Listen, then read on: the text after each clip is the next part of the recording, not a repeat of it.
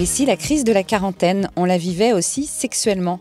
La maturité, comme on dit, fait-elle également basculer dans les pratiques sexuelles débridées, des fantasmes enfouis, des envies de nouveaux territoires?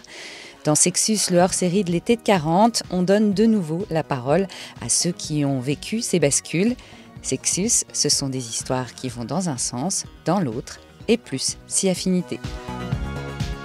David est un penseur du sexe, il s'interroge toujours encore sur la sexualité. Il réfléchit, il étudie, il écrit sur la sexualité.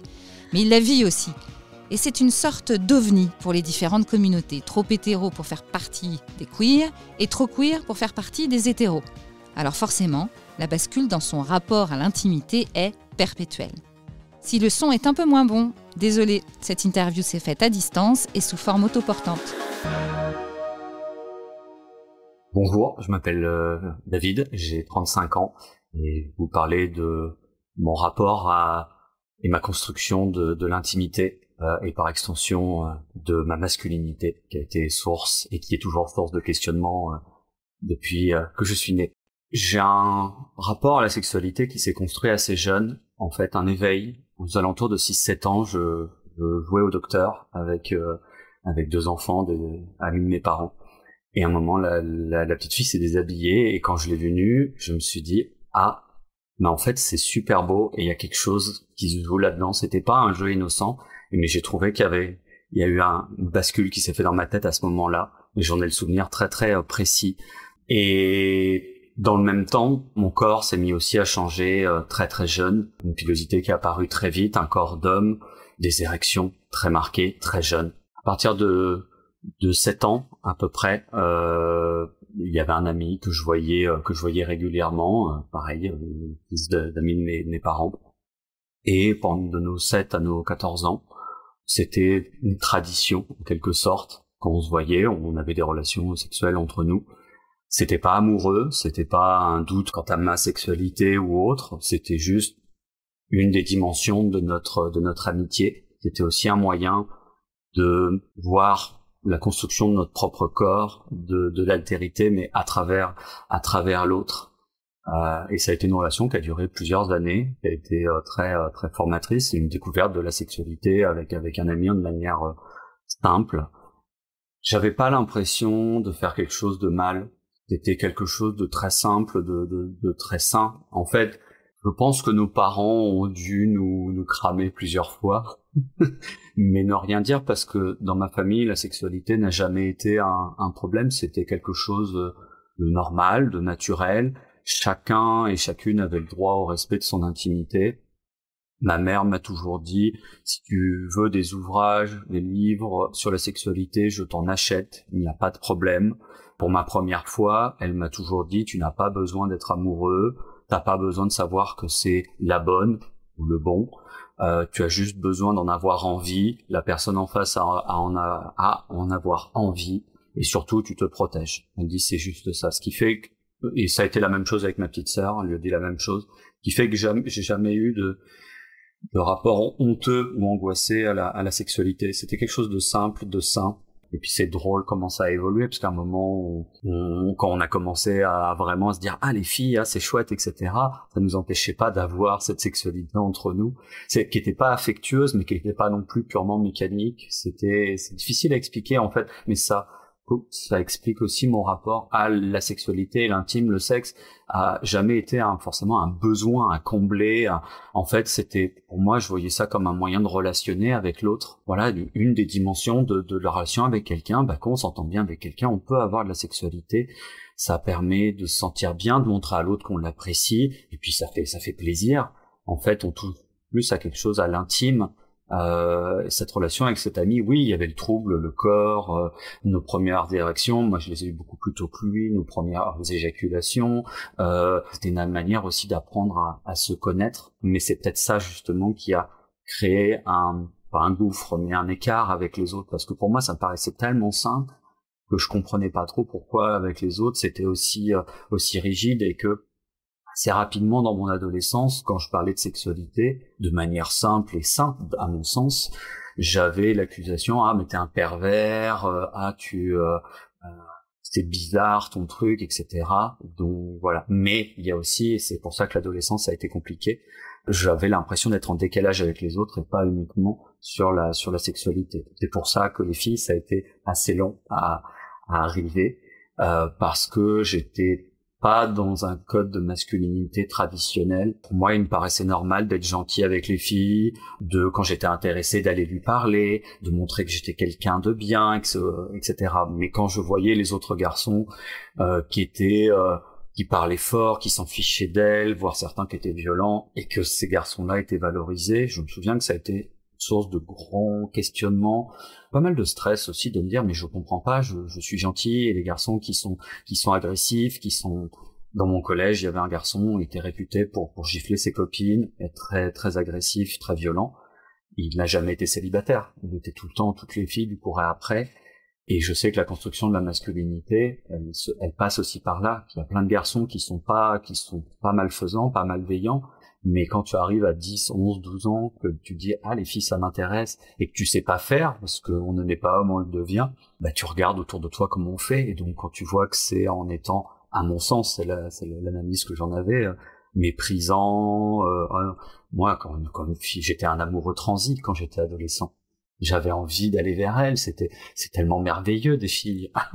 Je me souviens vraiment des troubles et de pas comprendre, c'était la mode des string tie bass, je voyais des bouts de tissu qui dépassaient du derrière des filles, et du jour au lendemain me dire c'était fantastique ce truc, mais qui a inventé ça, c'est incroyable.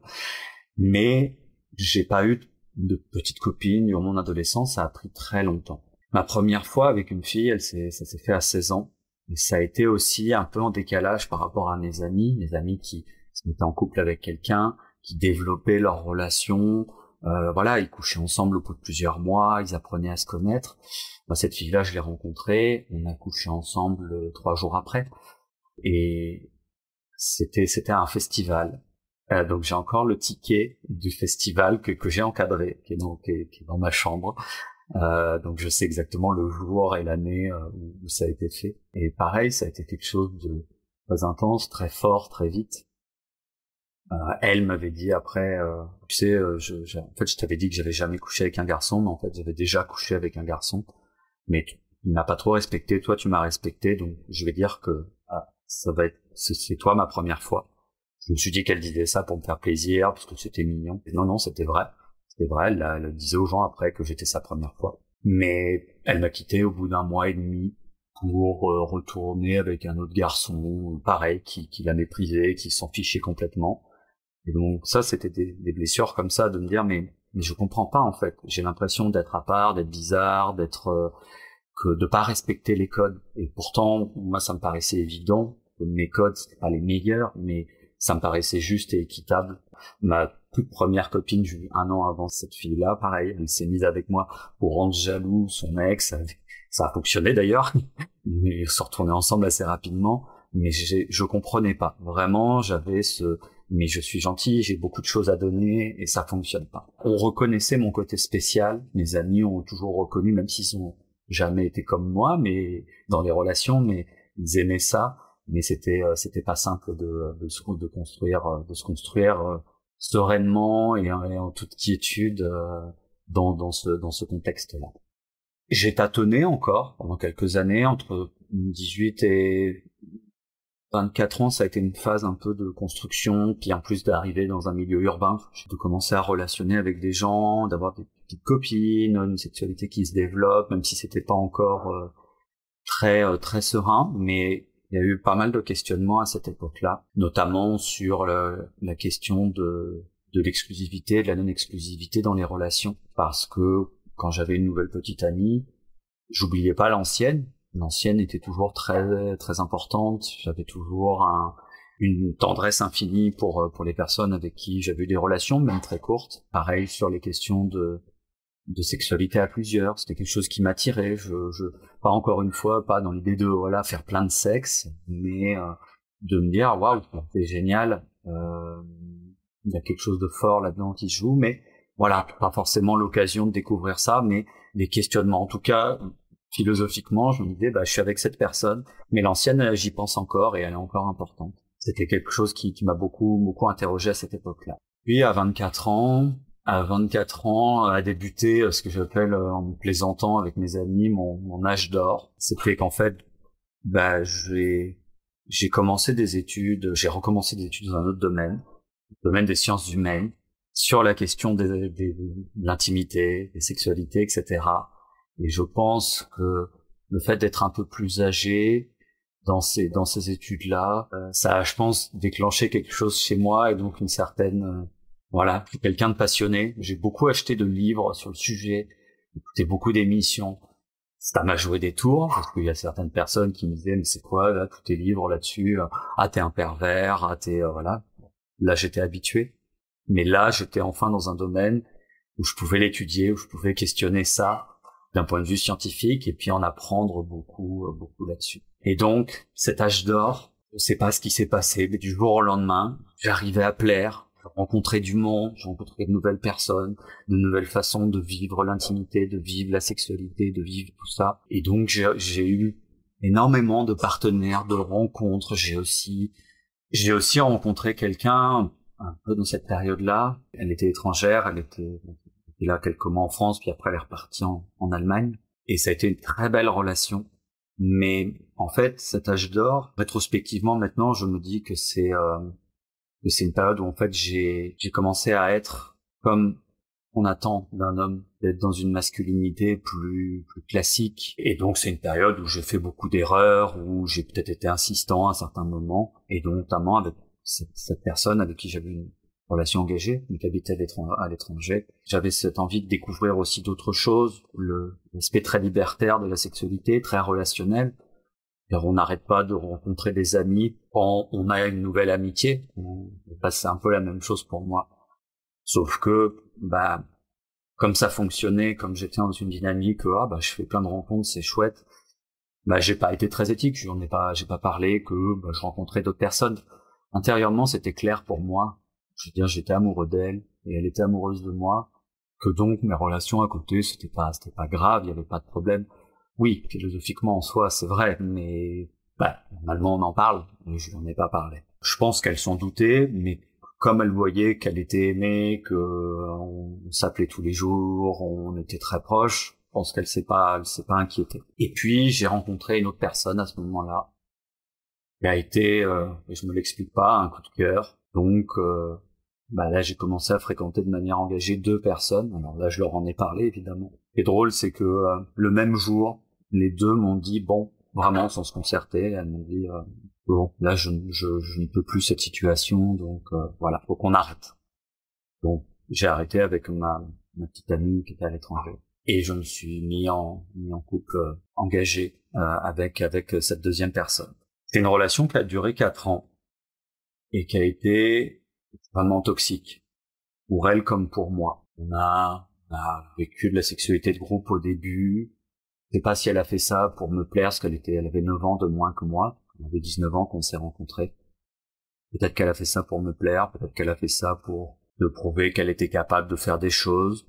Moi, je me suis emballé en me disant, enfin, j'ai rencontré quelqu'un qui me ressemble, qui comprend ce que je vis, qui a envie de vivre ça, qui a envie de découvrir ça, qui a envie qu'on construise ça tous les deux. Et du jour au lendemain, elle a dit, j'arrête, je veux plus faire ça. Moi, j'ai pas été en capacité d'entendre ça, donc j'ai été à une soirée, on devait rencontrer un couple. J'étais à une soirée. Et elle m'a dit, non, mais vas-y, moi je m'en fiche. Mais bon, on s'est mal compris, j'ai pas su ou pas voulu, peut-être les 2, voir ça. Après, elle l'a découvert, j'avais été avec ce couple. Les engueulades étaient très très fortes, très très violentes en général. Et pendant 3 ans de relation, j'ai vécu avec cette culpabilité-là. Peut-être je l'ai trompé, d'être tiraillé entre mes envies, qui j'étais, ce que je voulais faire, etc. Et le fait de prendre soin d'elle, d'être responsable aussi. Quelqu'un qui avait vécu beaucoup de violence dans sa famille, étant jeune. C'était aussi quelqu'un, c'est pour ça que notre relation était compliquée, parce que c'était quelqu'un qui pleurait devant les comédies romantiques, qui rêvait du jour où j'allais la demander en mariage, qui me demandait régulièrement, mais comment tu vas le faire? Et tu vas acheter une bague, tu vas faire ça en public, alors que moi, je rêvais de relations plurielles, que je questionnais dans mon travail, les relations, l'intimité. Donc quand un disait blanc, l'autre disait noir, donc c'était forcément voué à l'échec. Je dis que cette relation, elle a été toxique parce que j'ai pas été correct avec elle sur plein de points. et qu'elle non plus. Néanmoins, je peux dire maintenant, de par mes recherches et l'univers dans lequel je gravite, que j'ai vécu des violences conjugales, pas physiques évidemment, mais mon intimité était constamment liée. Je devais mettre des codes sur tous mes appareils, je devais cacher des choses. J'avais du porno sur mon ordinateur. Je pouvais rentrer le soir et elle me disait « Ah ouais, alors toi t'aimes bien ce genre de truc ?» Comment tu le sais? Bah, ah non, mais j'ai regardé sur ton ordinateur, mais quand je m'énervais, elle disait « Ah, mais ça va, c'est pas grave. » Donc, ma confiance en moi, que je pensais avoir construite entre 24 et 27 ans, elle était beaucoup cassée. Et donc, une rupture très violente, très douloureuse. Et ça a été un peu ma bascule. Cette rupture, donc, qui est intervenue après 4 ans de relation, où on s'est fait beaucoup de mal, où on s'est beaucoup détruit, où on s'est entêté dans une relation à essayer de faire vivre quelque chose qui finalement aurait dû s'arrêter très rapidement, intervient fin de Covid, marqué par ça, par cette rupture, par la Covid, par la précarité aussi. Les recherches en sciences humaines, on n'est jamais très riche. Et donc, ça a été une période, je m'attendais à avoir un ouf de soulagement. Au moment où cette rupture est intervenue, je m'attendais physiquement à sentir ce poids se libérer de mes épaules. Et en fait, ça n'a pas été le cas. Je crois que genre une semaine après, je réinstallais les applications de rencontre en me disant enfin, je peux rencontrer des gens, enfin, je suis libre. En plus, je suis toujours à l'étranger, donc je me dis, je vais pouvoir rencontrer des gens, des personnes locales, etc. Je vais pouvoir. Et en fait, ça n'a pas été le cas. Ça a été très compliqué, et ça l'est encore, même 3 ans après la rupture. 1 mois après cette rupture, j'ai rencontré quelqu'un. C'était simple, c'était sain, dans la capacité d'entendre ce que j'avais vécu, d'être dans l'empathie, et pour autant, on avait aussi cette volonté, cette envie de vivre quelque chose de léger, mais j'ai jamais aimé la dichotomie, c'est soit du sexe, soit de l'amour. J'ai tendance à parler d'affection, de relations affectives, parce que même des relations d'un soir m'ont beaucoup marqué. Donc j'ai jamais aimé cette distinction. Je dis jamais relation sérieuse, ça m'horripile, je déteste ça. Ma relation de 4 ans a été sérieuse au sens où on l'entend, mais j'aurais peut-être mieux valu qu'elle soit pas sérieuse, alors qu'une relation d'un soir avec des gens qui sont intimes, je donne énormément. Une personne avec qui que j'ai fréquenté 3-4 fois me disait il y a quelques mois, il dit c'est fou, c'est il y a 10 ans. J'ai eu des relations longues pendant ces 10 ans-là. Toi, ça a été une relation plus sexuelle, on se découvre, mais elle dit, t'es toujours là, même après 10 ans. Tu me donnes encore des nouvelles, tu prends des nouvelles, je suis très touché. Donc, dans mes relations, je fais pas de distinction sexe, amour. Les deux, il y a toujours un peu des deux. Et après, ça se développe. Et cette personne que j'ai rencontrée 1 mois après ma rupture, on a passé une très bonne soirée. On a couché ensemble, c'était très fun. Il y a eu une sombre histoire de fondue au chocolat à ce moment-là, et c'est un souvenir, on en parle encore, ça nous fait toujours rire. Et après, on a été se doucher, rapport au chocolat. Et sous la douche, à ce moment-là, j'ai eu un frisson monstrueux qui m'est remonté dans toute la colonne vertébrale, un blocage physiquement. Je sentais qu'il y avait quelque chose qui allait pas, et alors que la douche était brûlante, j'avais froid, j'en tremblais. Et sans avoir besoin de dire quoi que ce soit, elle a compris, ma partenaire a compris, et elle m'a prise dans ses bras, et on a passé une très bonne soirée, puis on a pu en discuter le lendemain, et elle a compris ça. Et en fait, à ce moment-là, je me suis dit, ok, ça va être beaucoup plus compliqué qu'on le pense. Je me suis dit qu'après cette rupture, j'allais pouvoir rencontrer des gens, mais j'allais aussi pouvoir vivre un peu le genre de relation que j'avais envie. On appelle ça polyamour, relation ouverte, libertinage, c'est-à-dire des relations plurielles. Des choses c'est très difficile à expliquer aux gens, qui vibrent en moi. Je me dis pas polyamoureux, je me dis pas libertin, comme je me dis pas bisexuel, mais c'est des choses qui sont des possibilités que je sens en moi, des choses que quand j'entends des histoires de relations à plusieurs, quand j'entends des histoires de troubles, de relations, de gens qui, ça vibre en moi, et c'est très difficile à décrire parce que c'est quelque chose de très physique, mais ça va être le même plaisir que une lecture qui va nous toucher, qu'une musique qui va faire vibrer une corde en nous, c'est la même chose pour moi. Mais je me suis dit, ok, ça va être compliqué. En fait, depuis ces 3 ans, j'ai l'impression d'avoir régressé de 15 ans dans mes relations intimes, de plus avoir la confiance, de me dire j'ai plus les codes, et pareil, de retrouver aussi ces codes de la masculinité que je n'aime pas. J'ai rencontré 3 personnes durant ces 3 ans qui m'ont beaucoup marqué, où je me suis dit tiens, j'ai envie d'avoir une relation avec ces personnes-là, j'ai envie d'apprendre à les connaître.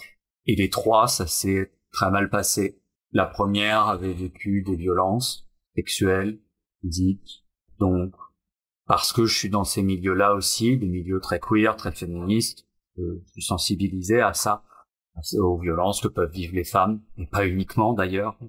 Donc on a pris beaucoup notre temps avec cette personne. Et elle m'a quitté du jour au lendemain en me disant ta douceur est un problème. Mais comment une douceur peut être un problème? Comment le fait de dire à l'autre écoute, la sexualité c'est compliqué pour toi. Moi je suis prêt, j'ai envie de toi, mais on prend notre temps. On fait ça quand t'as envie. Comment la douceur peut être un problème dans ce genre de cas? La deuxième personne qui m'a marqué, elle m'a dit très vite je veux pas être en couple, je veux pas être en couple. En discutant, elle me disait je veux pas me sentir obligé de faire des choses avec l'autre, de faire qu'on se voit, de faire. Je lui ai dit il y a pas de problème. Ma façon de voir les relations, c'est aussi un peu comme ça. C'est-à-dire c'est pas juste un plan cul, c'est pas juste du couple, mais c'est ok, t'es importante pour moi, je te le montre, donc voilà. Mais après, vois tes amis. J'ai jamais été jaloux. Une personne que je fréquente, j'ai aucun problème à ce qu'elle ait couché avec d'autres personnes, hommes, femmes, peu importe. Donc je lui ai dit ça. Elle me dit ok, y a pas de problème. Et puis je pense qu'elle, quand elle a vu que je m'attachais, elle m'a ghosté un peu du jour au lendemain. Quand j'ai demandé des explications, en disant mais on peut en discuter. Je dis non, mais j'ai pas donné d'explication.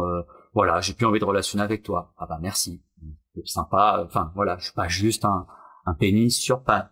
Voilà, donc ça m'a fait beaucoup de mal quand même cette relation aussi. Et la troisième, il y a quelques mois, pareil, ça très questionnant de se rendre vulnérable. Je cache pas que j'ai eu des relations difficiles, en tout cas une. Je cache pas que voilà, ça m'a marqué. J'ai tendance, quand je me sens bien avec quelqu'un, à être assez un livre ouvert, à donner beaucoup. Et cette personne, je me suis rendu vulnérable, elle était réciproque aussi. Elle était de passage, elle était dans le pays où j'habite, mais elle devait revenir. Et on s'est dit bon, le temps où on se voit pas, bon écoute, on est libre, on fait ce qu'on a envie, mais on essaie de quand même de garder la relation, de donner des nouvelles, etc. On avait mis en place plein de petites habitudes qui étaient très mignonnes. Je lui faisais la lecture, elle adorait ma voix, je lui faisais la lecture le soir. Enfin, c'était très beau. Et puis, bah, elle a préféré mettre fin à la relation pour retourner avec une relation toxique qu'elle avait avant. C'est très questionnant tout ça en tant qu'homme, de se dire mais pourquoi? Depuis ma bascule, je pose beaucoup ces questions. Qui suis-je? De quoi j'ai envie? Où est-ce que je vais? C'est quoi ma vie en fait? Cette première personne avec qui j'ai couché après ma rupture, qui est une fine psychologue je trouve, a eu cette phrase très très juste. Il y a 2 ans, mais je le garde encore en tête et on en parle régulièrement, elle et moi. Elle m'a dit t'es trop normal pour être bizarre, mais t'es trop bizarre pour être normal. Je pourrais le dire autrement en disant aussi je suis trop hétéro pour être queer et trop queer pour être hétéro. Avec mes amis hétéros, plus dans la norme on va dire, je passe pour le mec super queer, le gars qui se questionne sur les relations, son travail, qui en plus vit ça. J'ai commencé depuis 1 an à faire du burlesque, donc les rares hommes qui font ça généralement sont très queer. Donc pour mes amis hétéros, je suis là, waouh, je suis un ovni, je suis très queer, j'ai aucun problème maintenant dans mes spectacles à mettre des talons, du maquillage, des robes, parce que ça me fait mourir de rire. Et que je suis là, je dis waouh, c'est fun, alors d'acheter du maquillage, de dire tiens, bah pour le spectacle ça va être bien. Et d'apprendre aussi, j'ai toute une socialisation sur le maquillage et les vêtements féminins à refaire, et c'est fascinant. Donc pour mes amis, je suis complètement queer. Mais dans les milieux queer, je suis complètement hétéro. Je suis vu comme le mec cis, hétéro, blanc. Alors blanc, ça oui. Cis aussi. Hétéro, bah je me dis pas bi, mais j'ai aucun problème à avoir de la sexualité avec un homme, dans les contextes de sexualité à plusieurs. même si on croise dans la rue, je renvoie une image d'hétéro. J'adore les costumes 3 pièces. Voilà, je suis très dans la norme dans mes vêtements. Mais intérieurement, je me dis tiens, c'est drôle, tiens, telle tenue, c'est fun. Les questions de genre, sans être militant, sans vouloir me balader dans la rue avec du maquillage ou me dire non binaire ou me dire ce que je ne suis pas. Mais dans les milieux queer, je suis vu comme le mec hétéro. Et je fais quoi moi avec ça? Je suis plus attiré par des femmes dans la norme hétéro, dans l'habillement, dans la féminité, etc. Mais philosophiquement, je suis beaucoup plus dans les gens qui vont être queer, questionner l'exclusivité, le couple. Je suis quelqu'un de très fidèle, mais je suis pas forcément quelqu'un d'exclusif. Mes amis, ils me connaissent.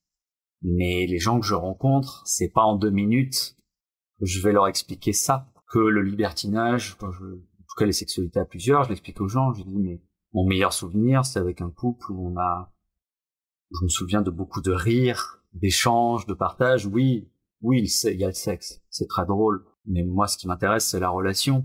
Qu'est-ce qui se joue là-dedans? J'aime dans ces moments-là où tout le monde se retrouve tout nu après, et puis on discute. Et là, j'oublie mes complexes sur mon corps, j'oublie mes poils, j'oublie tout ça. On est tous ensemble, on est bien. On peut discuter sur l'épilation chez les hommes, chez les femmes. On peut discuter et on est dépouillé de tout notre attirail, nos masques, etc. Et je trouve ça fort. Mais pour les gens, je suis obligé de dire, ouais, je suis libertin. Alors que j'aime pas ça. J'ai pas envie de dire que je suis libertin. Les polyamoureux, ils m'ennuient aussi. J'ai pas envie de dire, ouais, je suis polyamoureux. Non, je pense que c'est possible, mais ça va au-delà de ça. En fait, depuis la bascule, j'ai l'impression d'être dans ce questionnement permanent. Je me questionne depuis que je suis tout petit, mais là, ça a pris un autre niveau. Une amie, pourtant féministe, pourtant très queer, m'a dit, je sais pas comment tu fais. Moi, j'ai besoin de faire une pause de ces milieux-là. Elle dit, toi, c'est ton sujet de recherche. Et à la fois, je travaille dans une association pour la santé sexuelle et les droits des personnes LGBTQ+. Et elle me dit, je sais pas comment tu fais. Je dis, je sais pas non plus comment je fais, mais je le fais parce que c'est comme respirer. On peut pas se dire, maintenant j'arrête de respirer. On est obligé de respirer. Et c'est très dur aussi d'être dans cet questionnement sur la masculinité. J'en viens certains jours à être un peu aigri et à dire, mais les femmes aussi, il faut qu'elles se déconstruisent. Parce que je vois autour de moi des amis qui se plaignent de leurs relations toxiques, mais pourtant qui sont très féministes. Je dis, mais pourquoi des mecs plus gentils, plus déconstruits, ça vous plairait pas? Ouais, mais ils sont chiants. C'est ça qu'on me répond. Et là, je me dis, ok, on est pétri de contradictions. Dans mes relations, voilà, j'aime des femmes plus féminines, plus dans la féminité classique. Dans le milieu queer, des femmes qui vont se laisser pousser les poils, je fais pas de jugement de valeur parce que c'est leur corps, ça leur appartient. Mais moi, c'est pas mon truc, donc c'est très contradictoire d'être philosophiquement queer, mais de ne pas arriver dans mes attirances à remettre ça en question. Mais ça, c'est pas grave. Je veux dire, des gens, les contradictions, ça arrive. Mais je sais pas trop où je m'en vais dans tout ça. J'aimerais aussi être reconnu un petit peu pour, je dis régulièrement aux gens, pas dans un esprit de compétition, pas dans un esprit de hiérarchisation, mais de dire, mais tu sais, c'est pas forcément si simple d'être un homme. J'ai parlé avec une personne qui se disait féministe, on parlait de violence conjugale, je le sais, j'en ai vécu aussi. Et elle m'a regardé en me disant, ouais, mais toi, c'est pas systémique. Et comme je connais ces milieux-là et que je suis bien déconstruit, je dis, ah oui, c'est vrai, oui, t'as raison, donc on peut pas dire que c'est la même chose. Et après, le soir, on rentre chez moi, de me dire, mais non. Alors que ça me fait une belle jambe que ce soit systémique ou que ça ne le soit pas. Mais à un moment, j'ai aussi envie de dire qu'on me reconnaisse là-dedans. Qu'on me reconnaisse pas en tant que victime. J'ai été victime de violence conjugale, mais voilà, c'est pour reconnaître que j'ai vécu quelque chose de pas normal. J'ai pas d'en faire une identité, mais à un moment, je me dis, mais où est-ce qu'on se rencontre? Où est-ce qu'on peut échanger là-dessus? Hommes, femmes, queer, non-binaires, trans. La pandémie nous a vraiment séparés. Et je le vois dans mes recherches, pourtant c'est sur la sexualité, mais même mes collègues qui travaillent sur d'autres sujets, ils sont aussi là-dedans. Ça nous a fait du mal. Avec l'inflation, avec le coût de la vie qui devient de plus en plus élevé, on a du mal à se rencontrer aussi parce que ça devient cher, ça devient un luxe, ça devient un loisir. On me l'a dit aussi, et ça, maintenant, je le refuse. Je dis non, tu ne peux pas dire ça. Un homme m'a dit, ah, je comprends ce que tu as vécu, mais aujourd'hui, c'est les femmes qui parlent. Donc, tu peux pas parler de ce que tu as vécu parce que sinon, tu vas t'accaparer leurs paroles. Et là, tu fais, Ouais, bah oui, t'as raison. Et en fait, non. Non, je pense que c'est important. J'ai plus progressé dans mon questionnement sur les rapports hommes-femmes, sur les rapports queer, sur les rapports hétéros, etc. En discutant en soirée avec des amis. Une fois, on avait discuté de harcèlement de rue avec des copines. Et les copines, à un moment, je laisse parler, évidemment, parce que c'est le vivre de manière très, très forte et très quotidienne, en tout cas en France. Et à un moment, elles me disent, ouais, mais toi, tu sais pas ce que c'est, t'es un homme. Tu sais pas ce que c'est que d'avoir peur dans la rue. Et là, je leur dis, bah, détrompez-vous. Il y a des zones de la ville que j'évite à certaines heures. Des fois, je réfléchis un peu plus à mon itinéraire.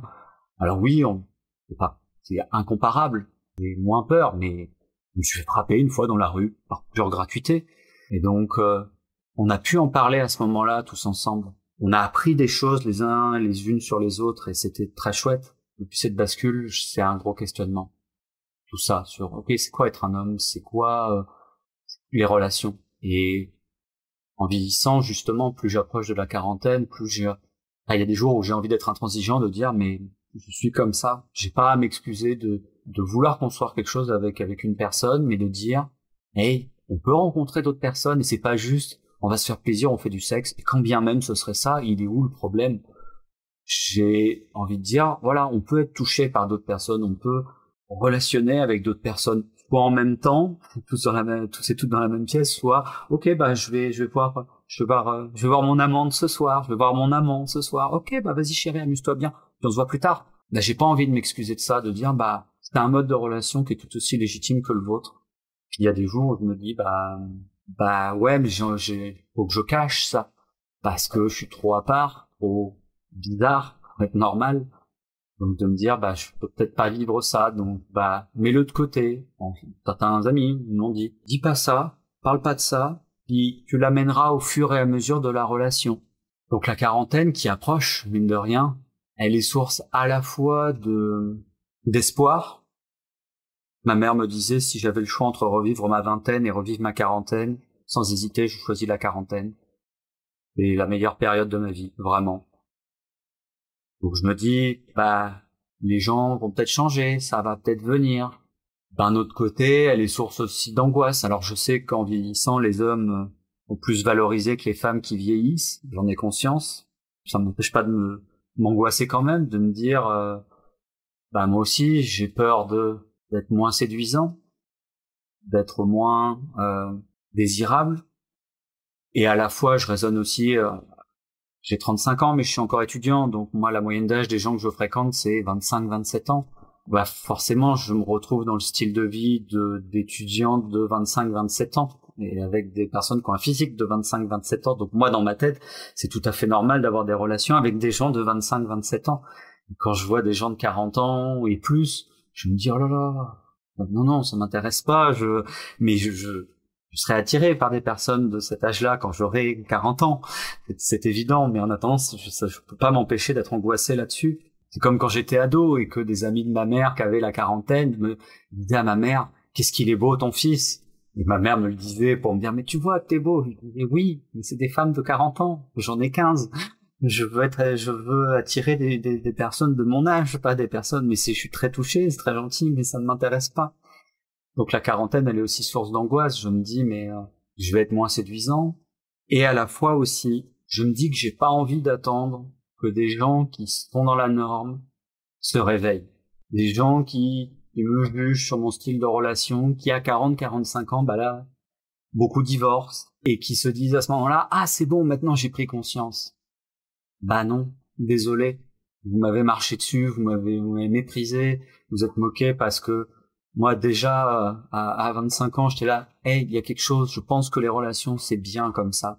Ça fait très amer, ça fait très aigri, mais ce qui est peut-être normal aussi, forcément, quand tu es moqué, quand tu as envie d'une revanche, c'est animal, c'est spontané. Je sais que voilà.